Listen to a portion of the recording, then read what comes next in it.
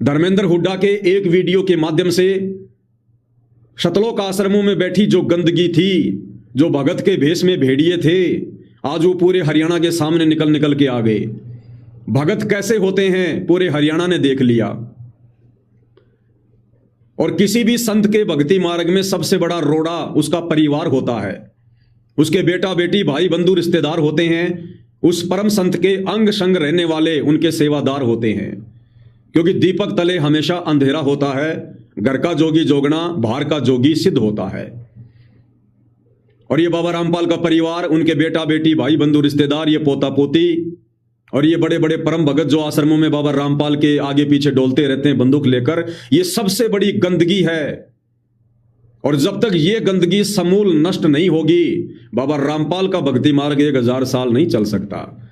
इसलिए बाबा रामपाल चाहते हैं कि तीसरा झटका लगे, और इसलिए बाबा रामपाल चुप हैं कि ये हरियाणा की जनता, ये देश और दुनिया की जनता इन भक्तों का व्यवहार देखकर, इनका आचार विचार देखकर, इनका चाल चलन देखकर, इनकी वाणी को देखकर इनको खुद ही रिजेक्ट कर दे। मुझे कहने की जरूरत ना पड़े, मुझे बुरा बनने की जरूरत ना पड़े। अन्यथा कहने को तो बाबा रामपाल 2 मिनट लगेंगी, छोटा सा वीडियो बना के डाल देंगे।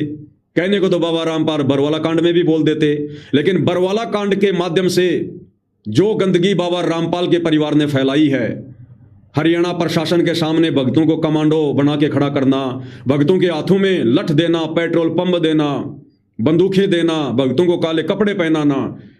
बाबा रामपाल चुप रहे बरवाला कांड के समय, क्योंकि बरवाला कांड के समय जो भी मनमानी की, जो भी उड़धंगबाजी की, गुंडे और मवालियों वाली हरकत की, वो बाबा रामपाल के परिवार ने की।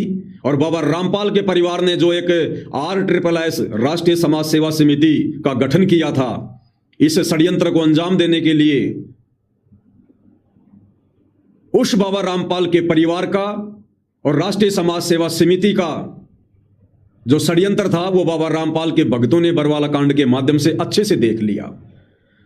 यानी बाबा रामपाल की संगत तो जान गई, समझ गई कि गलत कौन है, इस बाबा रामपाल के भक्ति मार्ग में सबसे बड़ा रोड़ा कौन है। 2014 बरवाला कांड में तो बाबा रामपाल की संगत जाग गई, संगत ने जान लिया, पहचान लिया दुश्मन कौन है, दोस्त कौन है। किन लोगों की वजह से बाबा रामपाल के ऊपर मर्डर का मुकदमा लगा, देशद्रोह का मुकदमा लगा, और किन लोगों की वजह से निर्दोष बाबा रामपाल ने 11 साल की जेल काटी। ये बरवाला कांड जैसे झटके के माध्यम से बाबा रामपाल की संगत की आंखें खुल चुकी हैं। और अब जो तीसरा झटका लगेगा जिसमें बाबा रामपाल चुप हैं, इस तीसरे झटके में ये देश और दुनिया, ये हरियाणा की जनता जान जाएगी कि बाबा रामपाल तो हीरा है, हीरा पाक साफ है। उन जैसे महापुरुष तो युगों युगों उपरांत धरती पर प्रकट होते हैं।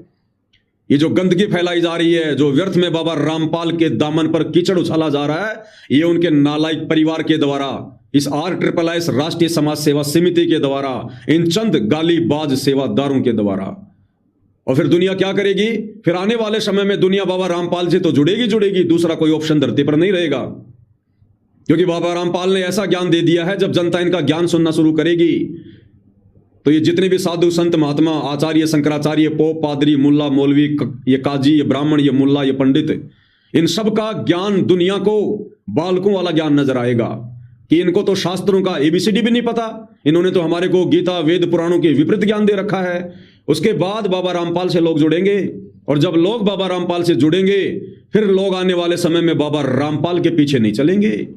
बाबा रामपाल के बेटा बेटी को लोग रिजेक्ट कर चुके होंगे, लोग केवल बाबा रामपाल को देखकर चलेंगे, उनके ज्ञान को देखकर चलेंगे, और इस ज्ञान को देखकर चलेंगे तभी यह मार्ग हजारों साल चलेगा। इसलिए बाबा रामपाल चुप है, वर्तमान में सब कुछ देखकर भी कुछ नहीं बोल रहे हैं।